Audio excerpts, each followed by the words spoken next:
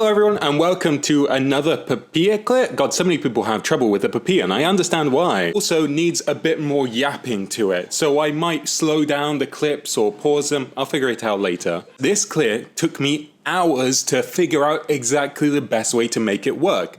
Reasons being that Mavuika here is only using 4 artifacts. That's because my Furina's C2, and so to nerf that and make the damage somewhat relative, I removed Mavuika's artifact. But not only does that remove the pyro damage bonus she's getting, but all the substats are along with it, so she's kind of a little bit weaker here. Weaker than a C0 version anyway, and as always they're all using 4-star weapons. There's 2 ways you can go about completing this boss with this team, but I'll go into that later.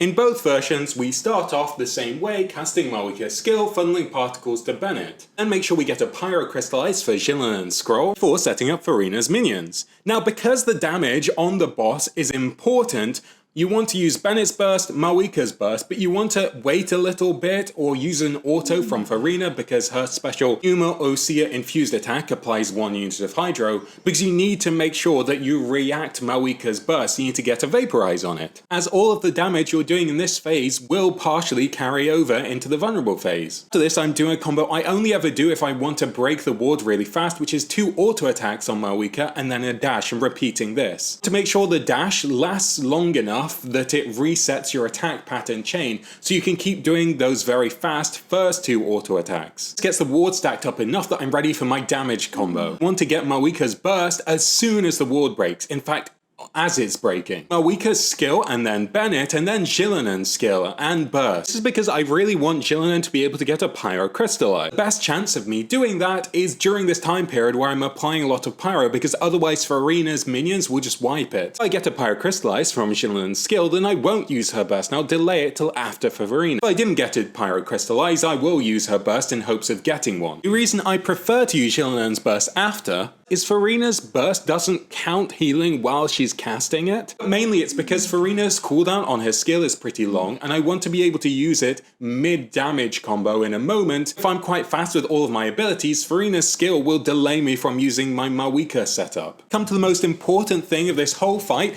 which is timing Mavuika's burst. Make sure the ward breaks by Furina's minions as you're bursting on Mavuika. Don't need this to vape, because it's the only way to be able to get 2 Mavuika burst through this vulnerable duration. What I'm doing on Mavuika now that I can do damage is 2 spins and a dash. It's a slightly better Mavuika combo where you do 1 spin, then a dash, then a normal attack, and you repeat this. That's only very slightly better in Vaporize, and if you're running an attack sans, it's not better. You can use Mavuika's finisher move in the combo, but you can just use her skill to save time, funnel it to Bennet, Xilonen's skill, Furina burst and skill, it burst, but you don't need to use his skill, and then Mavuika get that final vaporize before the vulnerable phase expires. You can see I only just got it there, so it's very, very tight. Skip Furina burst, but you're still waiting on Mavuika's burst cooldown either way. That's why you really want to hit with Mavuika's burst at the start to get it on cooldown as soon as possible. And of course you also need to make sure you're vaporizing it. I'm going back to this 2 attacks and a dash combo, but only until I can do my damage setup again.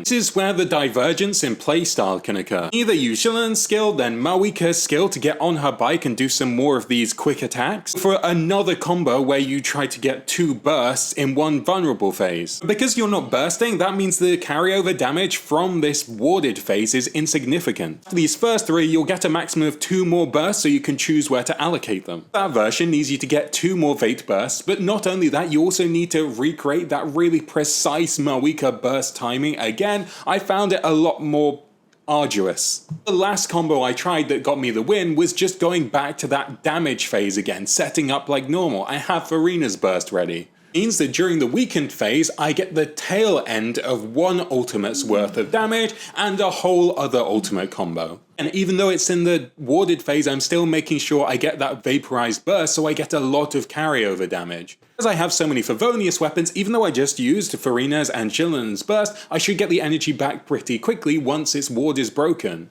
Xilonen's burst to get more healing, but the concept is pretty much the same as all the other damage phases. You can see I had but moments to spare here. Even though the timer is only 108 seconds, it was so close. If you have better weapons than this or other options, you can do that, but I just wanted to show that it's possible with this team.